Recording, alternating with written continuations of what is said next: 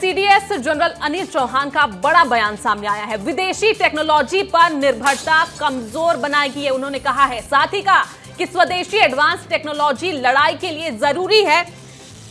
कल के हथियारों से आज की लड़ाई नहीं जीत सकते। तो ये बड़ी खबर, सीडीएस जनरल अनिल चौहान का ये बयान विदेशी टेक्नोलॉजी पर निर्भरता कमजोर बनाएगी, ये उन्होंने कहा। और साथ ही ये भी कहा कि स्वदेशी एडवांस टेक्नोलॉजी लड़ाई के लिए बेहद ही जरूरी है। कल के हथियारों से आज की लड़ाई नहीं जीती जा सकती। और साथ ही उन्होंने कहा कि हम कल के हथियारों से आज की लड़ाई नहीं जीत सकते। उन्होंने ये भी कहा कि विदेश से इंपोर्ट की गई टेक्नोलॉजी पर निर्भरता हमारी युद्ध तैयारियां कमजोर करती है। तो देखिए, लगातार युद्ध की स्थिति बनती जा रही है देशों के बीच में। और इसी बीच सीडीएस जनरल ने ये बड़ा बयान भी दिया। उन्होंने कहा कि विदेशी टेक्नोलॉजी पर अगर निर्भरता है तो ये देश को कमजोर करती है। और चलिए, इसी खबर पर दिल्ली से हमारे साथ हमारे संवाददाता अमृत तिवारी सीधे लाइव जुड़ रहे हैं। तो अमृत, देखिए, सीडीएस जनरल ने बड़ा बयान दिया है। उन्होंने ये भी कहा कि विदेशी टेक्नोलॉजी पर अगर देश निर्भर है तो वो देश को कमजोर बनाता है। अमृत,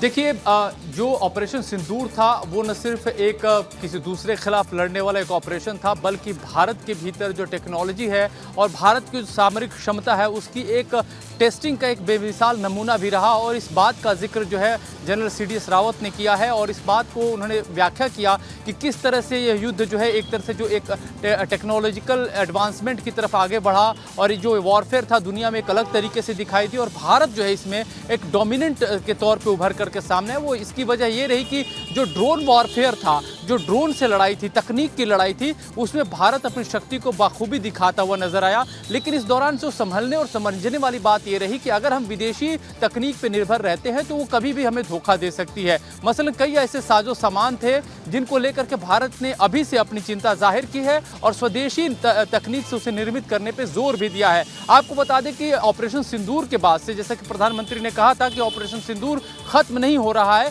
उसके तहत ऐसा नहीं है कि सिर्फ हम बॉर्डर पे हमले के लिए तैयारी कर रहे हैं, बल्कि हम वेपन्स में, हथियारों में टेक्नोलॉजी के हिसाब से बहुत सारे एडवांसमेंट भी कर रहे हैं। चाहे वो हमने आपको बता दें कि जो फाइटर जेट के इंजन बनाने से लेकर के उसमें एडवांसमेंट पर, उस पर बड़ी चिंता जाहिर की गई है। साथ ही साथ जो है ड्रोन वॉरफेयर में हमारे पास और तकनीकी रूप से बेहतरीन ड्रोन कैसे बन सके जो कि मानव रहित ड्रोन हो और जाकर के बम बरसाएं, इवन की गोलियां चलाएं। इस तरह के ड्रोन तकनीक में भारत अपनी सुप्रीमेसी कैसे कायम करे, इस दिशा में लगातार कायम कर रहा है। डीआरडीओ के साथ एक स्पेशल मीटिंग हुई थी रक्षा मंत्री राजनाथ सिंह की, उसमें भी इन्होंने इस बात पर जोर दिया था कि भारत में लंबित जितने भी जो हथियार बनाने के जो काम चल रहे हैं उसमें और तेजी लाए और एडवांसमेंट हो। और इसी के मद्देनजर देखेंगे कि हमारे जो कई सारी जो डील है वो इस बात को लेकर के थोड़ी सी उसमें रस्साकसी चल रही है कि अगर हम किसी विदेशी देश से, जो किसी दूसरे देश से हम कोई हथियार खरीदते हैं तो साथ ही साथ हम टेक्नोलॉजी का भी ट्रांसफर करें।